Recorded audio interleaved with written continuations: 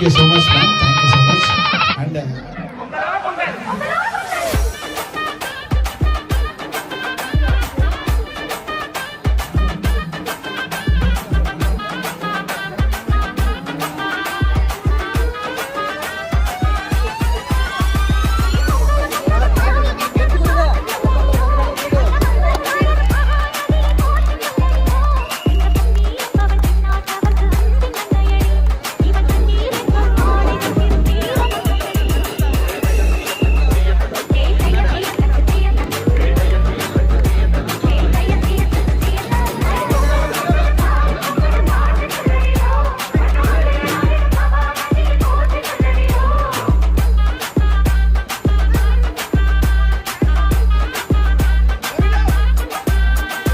DJ Love Radish.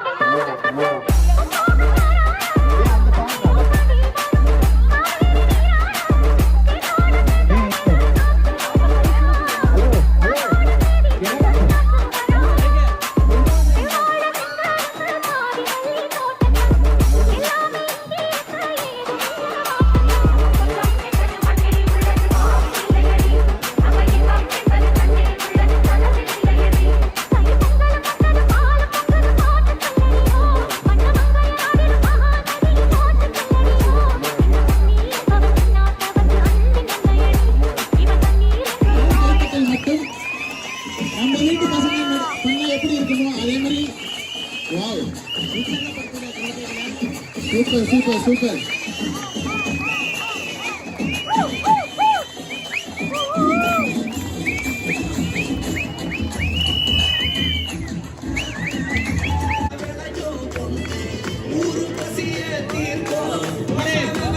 கைத்தட்டல் பத்தல சீரியஸாவே இதெல்லாம் நம்ம கனவுல கூட நினைச்சிருக்க மாட்டேன் இதெல்லாம் நடப்போன்னு ஒரு பையன் நமக்காக நடக்கிறாங்கிறப்ப இதை தாண்டி உற்சாகப்படுத்தணும் நம்ம கண்டிப்பா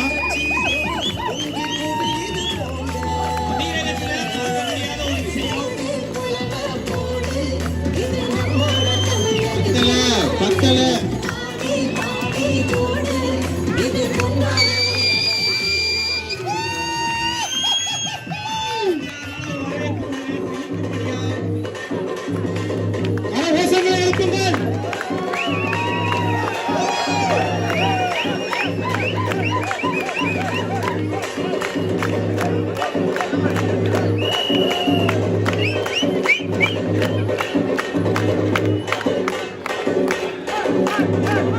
ஐயா கை தட்டாதவங்க அடுத்தீங்க ஒண்ணு ஆடணும் ஐயா நான் விட மாட்டேன்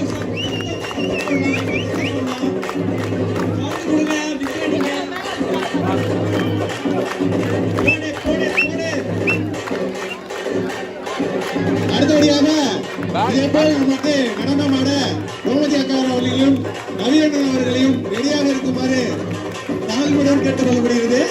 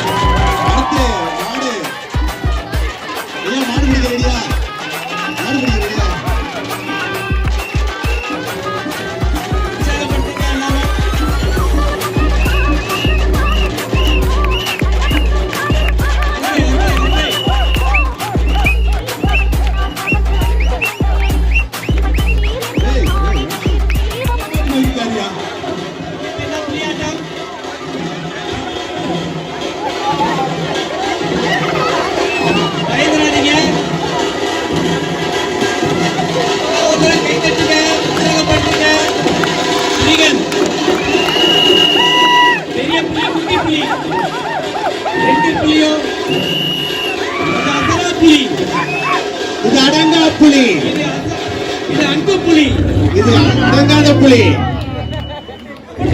இது குட்டி புலி. ஐயா வேற ஒரு புலி வருது, வேணாம் விடுங்க. இது பாயும் புலி.